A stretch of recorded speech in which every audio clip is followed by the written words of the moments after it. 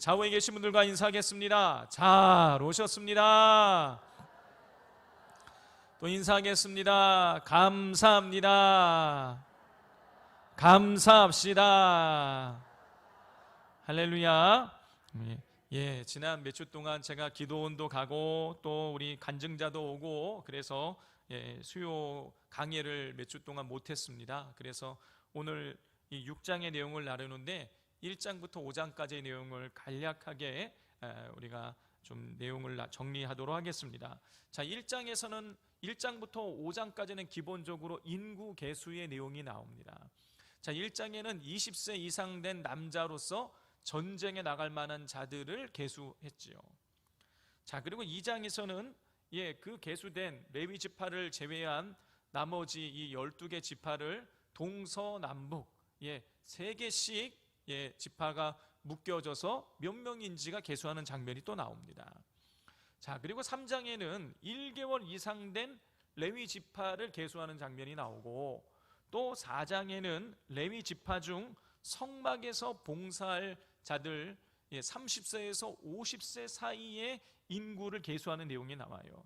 1, 2장은 12지파, 레위 지파를 제외한 12지파에 대한 인구 계수, 3장, 4장은 레위 지파에 대한 인구 계수하는 그 장면이 나옵니다. 자, 성도 여러분, 자, 이렇게 하나님께서 인구를 계수하신 이유는 뭐냐면 이제 이스라엘 백성이 시내산에서 성막을 만들고 난 이후에 이제 곧장 직진해서 올라가서 가나안 땅을 점령해야 되기 때문에 20세 이상으로 나이 먹은 전쟁에 나갈 만한 사람들을 군인들의 숫자를 파악하고 또 이 진영을 짜서 동서남북으로 진영을 짜서 이동할 때에도 이 적들의 공격으로부터 방어 태세를 갖추게 만들고 또 영적으로는 레위 지파들이 하나님을 섬기도록 그렇게 해서 전쟁을 준비하는 이 과정이 1장부터 4장까지 나오는 것이에요. 자, 그리고 5장에는 이제 외적인 준비가 끝났기 때문에 5장에는 내적인 준비를 하는 내용이 나옵니다. 자, 5장은 조금 자세하게 말씀을 나눌 텐데 5장에서는 하나님께서 3가지를 말씀하세요. 첫 번째는 부정한 사람을 처리하는 방법에 관해서 말씀을 하십니다. 자, 부정한 자들을 처리하는 방법. 여기서 부정한 자들이란 나병 환자, 유출증 환자, 그리고 죽은 시체를 만진 자들을, 이런 부정하게 된 사람들을 어떻게 처리할 것인가에 대한 하나님의 말씀이 나와요. 하나님께서는 이런 부정한 자들, 나병 환자, 유출증 환자, 그리고 이 죽은 시체를 만져서 부정해진 자들은 진영 밖으로 내보내라 그랬습니다. 왜 진영 밖으로 내보내라고 했냐면 이 부정한 자들과 이스라엘 다른 사람들이 접촉하게 되면 공동체 전체가 부정해지기 때문인 것이에요. 다시 말해서 이 부정한 자들을 이 진영 안에 그대로 놔두게 되면 이스라엘 백성 전체가 거룩이 훼손되기 때문에 그들을 진영 밖으로 내보내라고 하신 것이에요. 자, 두 번째 하나님께서 말씀하신 것은 재산상의 손해가 발생했을 때에 그것을 어떻게 처리할 것인가. 누군가 나에게 재산상의 손해를 일으켰을 때에 그 문제를 어떻게 처리할 것인가에 대한 그 말씀을 그 법을 말씀해 주세요. 하나님께서는 다른 사람에게 재산상의 손해를 입힌 사람은 자신의 죄를 자복하고 그리고 손해를 입힌 재산의 5분의 1, 20%를 더해서 1,000원 손해 일으켰으면 1,200원으로 그걸 갚으라고 하셨고, 그리고 속건 제물로 흠 없는 순양을 하나님께 바치라고 하셨어요. 자, 그리고 세 번째로는 아내의 외도가 의심되었을 때에 그것을 처리하는 방법이죠. 아내의 외도가 의심이 되는 사람은 그냥 그 아내를 자기가 의심하는 것을 가지고 정죄할 것이 아니라 제사장 앞으로 데리고 가서 여러 가지 이 절차를 거쳐서 그 의심을 해소하라라고 하나님께서 말씀하셨습니다. 자, 성도 여러분, 지금 이스라엘 백성은 전쟁을 치르기에 앞서서 인구 계수도 했어요. 12지파의 인구 계수도 하고 진영별로 인구 계수도 하고 또 레위 지파의 인구도 계수하고 이렇게 해서 전쟁을 치를 만한 준비를 하고 있는데 갑자기 5장에 와서는 부정한 자들을 처리하는 방법에 대해서, 재산상의 손해를 입힌 것을 어떻게 처리할지, 그리고 아내의 외도가 의심이 될 때 이걸 어떻게 처리할지, 이런 얘기를 하시는 거예요. 어떻게 보면 굉장히 이 맥락이 맞지 않는 이야기를 하시는 것처럼 들릴 수 있습니다. 여러분, 그런데요, 하나님께서 이런 말씀을 하신 이유가 있어요. 왜냐하면 이스라엘 공동체 내에 거룩이 훼손되게 되면, 이스라엘 공동체 내에 서로 의심하는 의심이 생기게 되면, 이스라엘 공동체 내에 재산상의 손해를 입히면서 서로에게 피해를 입히는 이런 일들이 발생하게 되면 이스라엘 공동체가 와해될 수 있기 때문인 거예요. 죄와 의심이 공동체에 들어오게 되면 아무리 전쟁 준비를 해놨다고 할지라도 이스라엘이 하나 되지 못하고 무너져 내릴 것이기 때문에 이스라엘 백성이 이 하나 되게 만들기 위해서 죄와 의심을 처리하는 방법에 대해서 5장에서 하나님 말씀해 주신 것이에요. 자, 그리고 이제 이어지는 오늘 6장이 나오는 것입니다. 자, 5장은 이 전쟁을 치르기 위한 이 내적인 준비를 시키신 거예요. 6장도 마찬가지예요. 전쟁을 치르기 위한 내적인 준비를 시키시는 것인데, 5장과 6장의 차이는 뭐냐면, 5장은 이스라엘 공동체 전체를 상대로 이 내적인 준비를 시키시는 그 내용이 나오는 것이고, 오늘 우리가 다루게 되는 이 6장에서는 하나님과 1대1의 관계 속에서 어떻게 내적인 영적인 준비를 해 나갈 것인가에 대한 내용을 하나님 말씀하고 계시는 것입니다. 자, 오늘 6장에는 우리가 조금 잘 아는 내용이 나옵니다. 뭐냐? 나실인. 한 번쯤 들어보셨죠? 나실인.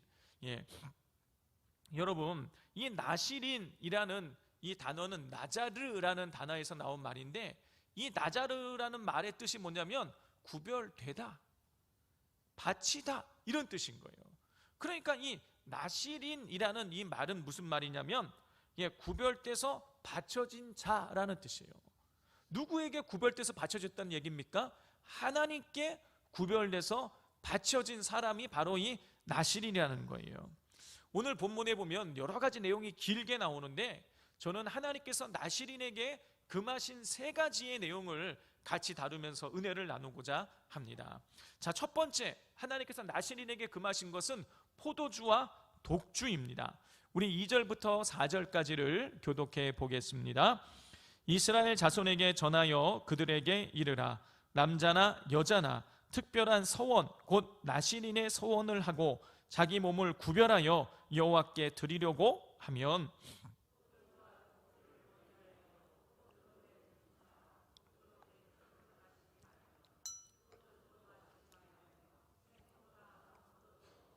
함께 읽겠습니다. 자기 몸을 구별하는 모든 날 동안에는 포도나무 소사는 씨나 껍질이라도 먹지 말지며, 그랬어요. 나실인은 남자만 될 수 있는 것이 아니에요. 오늘 본문에 보면 남자나 여자나 특별한 소원을 가지고 하나님 앞에 구별된 삶을 살기를 원하는 이 나실인들은 포도주와 독주를 먹지 말라. 자, 성도 여러분, 심지어 우리 4절을 보면 포도나무에서 나오는 소산, 포도씨, 포도 껍질도 먹지 말라고 하나님께서 말씀하셨어요. 포도주만 먹지 말라는 얘기가 아니라 하여튼 포도로 만든 모든 것을 다 먹지 말라고 말씀하시는 거예요. 성도 여러분, 이스라엘 백성들에게 있어서 이 포도주는 음료와 같은 것이었어요. 자, 그리고 우리 요한복음 2장에 보면 가나 혼인잔치가 나오는데 거기에 뭐가 떨어졌습니까? 포도주가 떨어졌어요. 그러니까 당시의 사람들은 좋은 일이 있을 때 이 포도주를 마시면서 유흥을 즐기고 흥을 돋구고 기쁨을 나누었어요. 자, 따라서 이 포도로 만든 모든 것을 먹지 않는다는 것은 무슨 의미인 것입니까?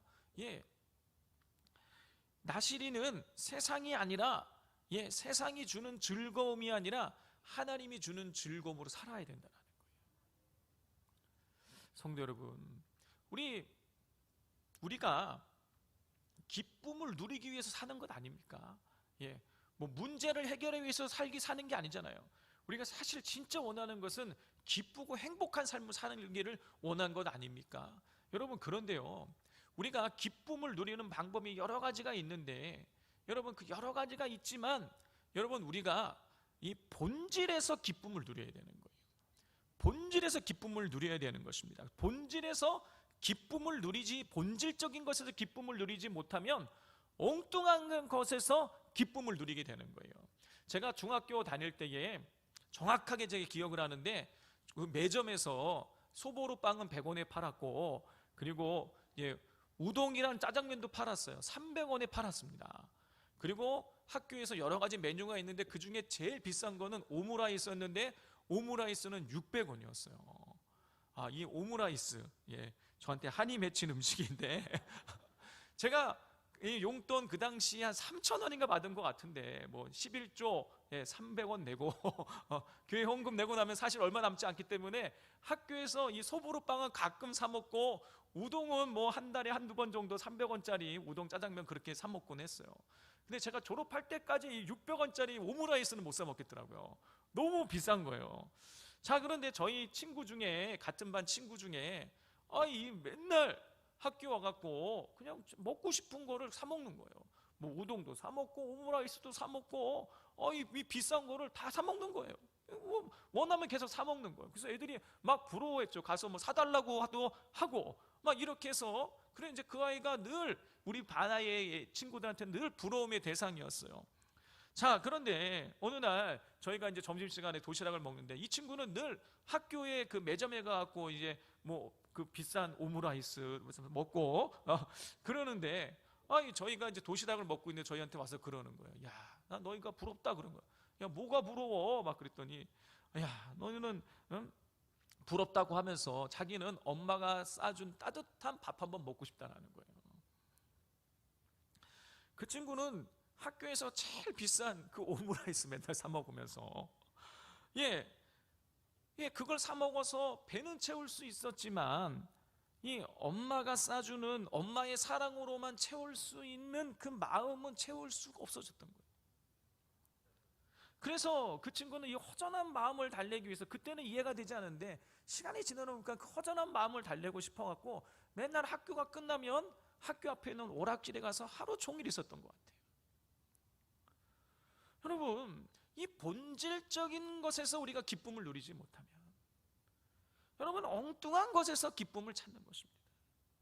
남편과 아내가 부부관계 속에서 기쁨을 누리지 못하면 어떻게 되는 것입니까? 성적으로 타락하거나 태폐향락 문화를 즐기게 되는 거예요. 자녀가 가정에서 사랑을 느끼지 못하면 탈선하고 집 밖을 떠돌게 되는 것입니다. 마찬가지로 성도가 하나님과의 관계 속에서, 이 하나님과의 관계라는 이 본질 속에서 기쁨을 누리지 못하게 되면 하나님이 아니라 다른 것에서, 예를 들어서 돈과 명예와 술과 권력과 성적인 것에서 여러분 기쁨을 찾게 되는 것이죠. 여러분, 본질에서 기쁨을 누리지 못하면 엉뚱한 것에서 기쁨을 찾게 되는 것입니다. 그런데 중요한 건 뭐냐면, 여러분, 본질에서 기쁨을 누리지 못하는 사람은 엉뚱한 것에서도 기쁨을 누리지 못한다라는 거예요. 속이 허할 수밖에 없는 거예요. 여러분, 우리가 엉뚱한 것을 찾아서 할 때에 잠깐 기쁨을 누릴 수 있어요. 그런데 그것은 오히려 그때 그 시간이 지나고 나면 속을 더 허하게 만들 뿐인 거예요. 공허할 뿐인 것입니다. 마음이 횡하게 되는 거예요. 하나님에 의해서 창조된 우리는 하나님과의 관계 속에서만이 진정한 기쁨을 누릴 수 있는 거예요. 영적인 존재인 우리 인간은 영적인 것을 통해서만 기쁨을 누릴 수가 있는 것입니다. 여러분, 이 사실을 기억하고 여러분 속이 허할 때, 내가 외롭다고 느낄 때, 고독하다고 느낄 때, 쓸쓸하다고 느낄 때, 여러분 그때 하나님을 찾아야 되는 것입니다. 두 번째로 하나님께서 이 나실인에게 금하신 것은 머리에 칼을 대는 것이었어요. 머리에 칼을 대지 말로 하는 말씀하셨어요. 우리 5절 말씀 같이 한번 읽겠습니다. 그 소원을 하고 구별하는 모든 날 동안은 삭도를 절대로 그의 머리에 대지 말 것이라. 자기 몸을 구별하여 하나님께 드리는 날이 차기까지 그는 거룩한즉 그의 머리털을 길게 자라게 할 것이며. 그랬어요. 삭도를 머리에 대지 말라. 이 삭도라는 것은 우리나라식으로 표현을 해보자면 면도칼을 말하는 거예요. 그 면도칼로 머리카락을 자르지 말라는 거예요. 그리고 길게 머리를 기르게 자라게 그냥 내비두라는 거예요. 여러분, 근데 이 머리카락을 자라게 하시는 분이 누구십니까? 하나님이에요. 여러분, 따라서 이 머리카락에 칼을 대지 말라라는 것은 여러분, 하나님께 자기의 내 삶을 하나님께 온전히 바치라는 거예요. 하나님이 내 삶을 주관하도록 하라는 거예요. 그리고 머리카락을 자르지 말라라는 것은 하나님이 자라게 하는 머리카락을 자르지 말라라는 것은 하나님의 권위를 인정하라는 뜻이에요. 하나님의 권위를 인정하는 삶을 살아가라는 뜻인 거예요. 성도 여러분, 하나님의 권위를 인정하는 삶이 뭔가? 여러분, 이게 굉장히 막연할 수 있는데 제가 아주 쉽게 말씀을 드리자면 하나님이 계시다라는 것을 늘 의식하는 게 하나님의 권위를 인정하는 방법인 거예요. 성도 여러분, 교통경찰이 지켜보고 있다라고 생각을 한다라면 어떻게 합니까? 무단횡단하거나 과속하지 않죠. 신호 위반하지 않습니다. 하다못해 고속도로 달리다 보면 가짜 신호 카메라판 저쪽에 멀리 보이면 여러분, 그게 의식이 돼서 그게 거의 10번 중에 9번은 없는데 그게 의식이 돼서 속도 줄이는 거예요. 선생님이 지켜보고 있으면 애들이 교실에서 장난치지 않습니다. 뛰어다니거나 막 책상 밟고 돌아다니지 않아요. 여러분, 마찬가지로 하나님이 계시다라는 것을 우리가 의식하게 되면 하나님께서 원하시는 대로 살아가게 되는 것이죠.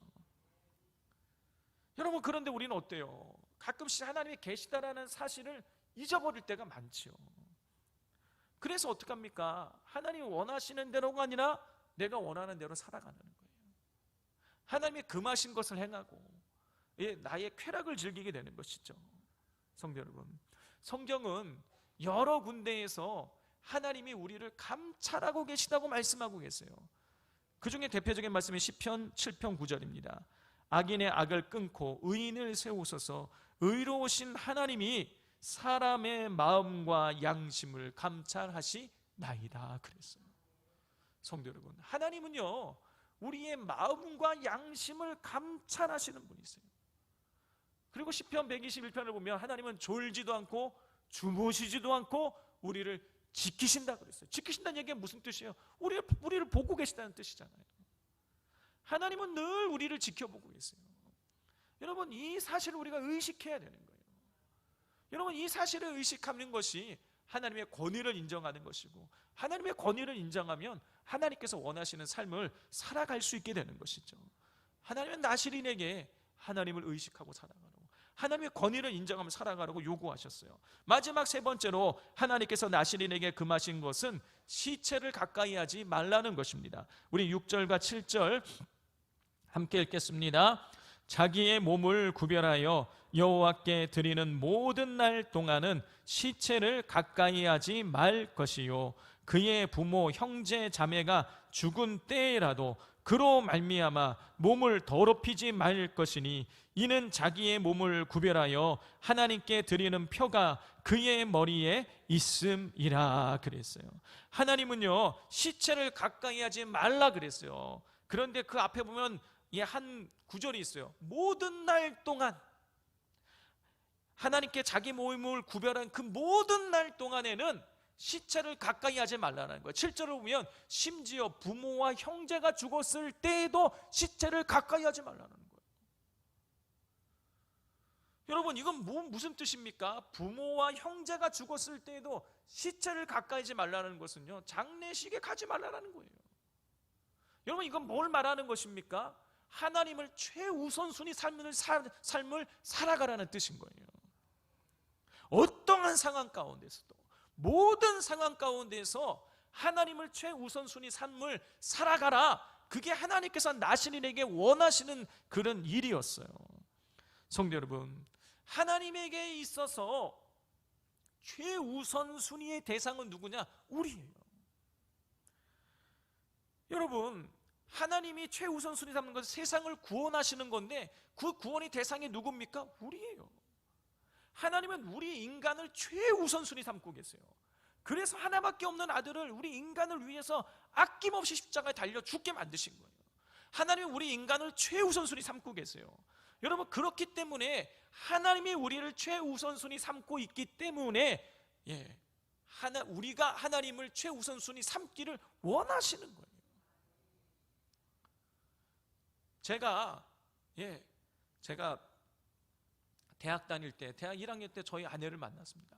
미팅 한 번도 안 해보고 저는 저희 아내랑 결혼을 해서 다른 여자를 알지 못해요. 아주 순결한 남자입니다. 근데 제가 막 저희 아내 막 좋다고 막 쫓아다니고 막 이랬는데 어느 순간 그만 만나자 그러더라고요. 속이 막 뒤집어지는 거예요. 저는 그 아내가 막 그냥 너무 좋아가지고 막 그렇게 막 애달픈데 저희 아내가 저를 1순위로 생각 안 해주니까 이거 정말 미쳐버리겠더라고요. 여러분, 하나님이요 저희를 1순위로 생각하신다니까. 저희를 제일 사랑하세요. 그러니까 하나님이 우리에게 사랑받기를 원하시는 거예요. 우리에게 사랑받기를 원하시니까 우리가 하나님을 1순위 삼기를 원하세요. 여러분, 우리가 하나님을 1순위 삼기를 원하신다는 것을 보여주는 것이 바로 이 성막을 통해서 우리에게 보여주고 있는 것이에요. 성도 여러분, 하나님이 이스라엘 백성 출애굽시키셔서 시내산 보내셨죠. 시내산에서 뭘 하셨습니까? 십계명 말씀을 바탕으로 해서 계약서를 만들어 가지고 이스라엘 백성과 언약을 맺으셨어요. 자, 이제 이스라엘은 하나님의 백성이 되고 하나님은 이스라엘의 하나님이 됐어요. 계약이 성립이 됐어요. 그리고 나서 하나님께서 이스라엘 백성에게 가장 먼저 말씀하신 것이 뭐냐면 성막을 만들라는 것이었어요. 여러분, 성막 만들려는 이야기가 출애굽기의 거의 5분의 1을 차지해요. 여러분, 이 성막을 만들라는 뜻이 무엇입니까? 여러분, 성막이 뭐 하는 곳이에요? 하나님 만나는 곳이에요. 하나님 앞에 죄를 고백하고 하나님 앞에 예배를 드리는 곳, 그게 성막이에요. 쉽게 말해서 성막은 하나님과 관계 맺는 곳이에요. 보이지 않는 하나님을 이스라엘 백성들이 어떻게 예배할 줄 알지 못했는데 이 성막 제도를 통해서 이스라엘 백성이 하나님을 예배할 수 있는 길을 하나님이 여셨어요. 하나님과 여러분, 이스라엘 백성과 계약을 맺자마자 성막을 통해서 이스라엘 백성이 하나님 앞에 나와서 예배 드릴 수 있는 길을 만드셨다는 것은 무슨 뜻이냐면 이스라엘 백성과 하나님과 관계를 맺기를 원하신다는 거예요. 다른 그 무엇보다 하나님과 관계 맺는 것을 가장 먼저 말씀하셨다는 것은 하나님께서 이스라엘 백성이 하나님 앞에 나오기를, 하나님을 사랑하기를, 하나님을 예배하기를 원하신다, 그거를 가장 원하신다는 것을 우리에게 보여주고 있는 것이죠. 여러분, 우리 인간이 하나님을 1순위 삼기를 원하신다는 것을 보여주는 것을 예수님을 통해서도 확인시켜 주셨어요. 마태복음 6장 33절입니다. 그런즉 너희는 먼저 그의 나라와 그의 의를 구하라. 그리하면 이 모든 것을 너희에게 더하시리라 그랬어요. 여러분, 먼저, 이게 중요해요. 먼저, 너희는 먼저 그의 나라와 그의 의를 구하라 그랬어요. 그리하면 이 모든 것을 너희에게 더하시라. 이 모든 게 뭐예요? 너희가 염려하고 걱정하는 그 모든 것, 너희가 필요로 하는 모든 것을 더해 주신다라는 거. 어떻게 하면? 먼저 하나님의 나라와 의를 구하면 그렇게 해 주신다라는 거예요. 여러분, 우리는 먼저 하나님을 찾아야 되는 거예요. 여러분, 오늘 아침에 눈을 뜨셔서 가장 먼저 하신 일이 무엇입니까? 여러분, 먼저 뭘 하셨습니까? 여러분, 이거를 보면 내 삶이 어디에 내가 오늘 하루, 최소한 오늘 하루에 나의 삶의 최우선순위가 어디에 있는지를 알 수가 있는 거예요. 여러분, 찬양 중에, 오래된 찬양 중에 이런 찬양이 있죠. 오늘 집을 나서기 전 기도했나요? 여러분, 오늘 집을 나서기 전 기도를 했냐 안 했냐, 정말 작은 차이입니다.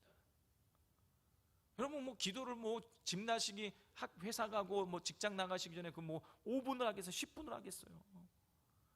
여러분, 잠깐 기도하는 것이죠. 그러니까 우리 삶에 있어서 오늘 집을 나서기 전 기도했냐 안 했냐, 정말 미미한 순간인 거예요. 그런데 이게 정말 작은 차이처럼 보지만 이게 엄청난 차이인 거예요. 내가 하루 일과를 시작하기 전에 먼저 하나님 앞에 기도로 내 인생을 맡기느냐, 여러분, 이 사람은 하나님을 우선순위 삼는 사람이죠. 그러나 기도하지 않는 사람은요, 그 짧은 기도도 하지 않는 사람은 내가 주인 되어 있는 사람인 거예요. 내가 우선순위 되어 있는 사람인 거예요. 하루를 시작하기 전에 기도로 시작하는 사람은 하나님이 주인 되어 있는 삶을 살아가는 사람이지만, 기도하지 않고 하루를 시작하는 사람은 내가 주인 되어 있는 삶을 살아가는 사람인 것입니다. 성도 여러분, 우리가 하나님을 먼저 찾으면, 하나님을 우선순위를 삼으면 하나님께서 우리의 모든 필요한 것을 다 채우시는 것이에요. 그러나 내가 내 힘으로 살아가려고 하면, 몇 번 말씀드리지만 정말 내가 내 힘으로 살아가려고 하면 아주 잘 돼야 내가 노력한 만큼만 되는 거예요. 그것도 아주 잘 될 때만 그런 거예요. 여러분, 지난주 수요일 날 지선 전도사님이 오셔서 간증을 하셨죠. 간증을 들으신 분들은 아시겠지만, 여러분, 지선 전도사님이 독일 유학을 학교에서 무료로 보내주는 프로그램이 있었는데 그 자격을 취득했어요. 공부 열심히 해가지고. 그런데 어떻게 했습니까? 그걸 왜 포기했습니까? 새벽 기도 가려고. 자기가 작정한 새벽 기도를 지켜내기 위해서 독일 유학을 포기하는 거예요. 여러분, 다른 사람들이 다 미쳤다 그랬다라는 거예요. 여러분, 그런데 하나님을 그렇게 우선순위 삼고 살아갔더니, 여러분, 결국 결과가 무엇입니까? 오늘날 하나님의 손에 쓰임 받으면서 수천 수만 명의 사람들에게 거룩한 영향력을 미치는 삶을 살아가게 되는 것이죠.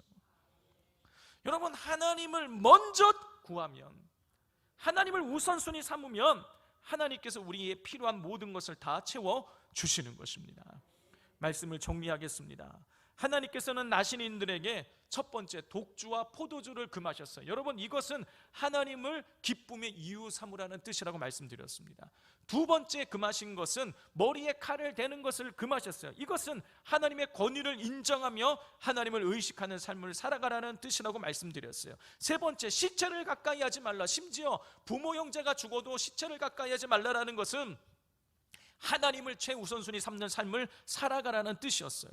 성도 여러분, 나시린은 일정 기간 동안 또는 작정하기에 따라서 평생 동안 자신의 삶을 구별하여 하나님께 헌신하고 봉사하기로 작정한 사람들이에요. 여러분, 그렇다면 하나님을 위해서 헌신하고 봉사하기로 작정한 우리 모든 성도들은 영적인 나시린과 같은 존재인 것입니다. 따라서 성도들은 구약시대 나시린과 같이 스스로를 하나님께 구별하여 드린 자로서 더 이상 자신의 뜻과 의지가 아니라 하나님의 명령과 뜻에 따라서 하나님을 최우선순위 삼는 삶을 살아가야 되는 것입니다.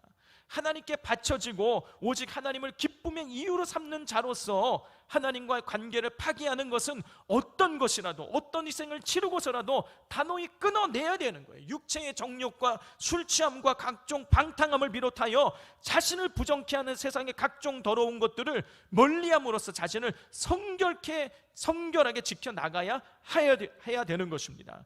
여러분, 그렇게 우리가 우리의 삶을 하나님께 온전히 드리기 위해서, 하나님을 1순위 삼기 위해서, 하나님을 기쁨의 이유 삼기 위해서, 하나님을 최우선순위 삼기 위해서 우리의 삶을 절제하고 하나님을 바라보며 나아갈 때에 하나님께서 주시는 진정한 기쁨을 누리며 하나님의 채우심의 은혜를 누리게 될 줄 믿습니다.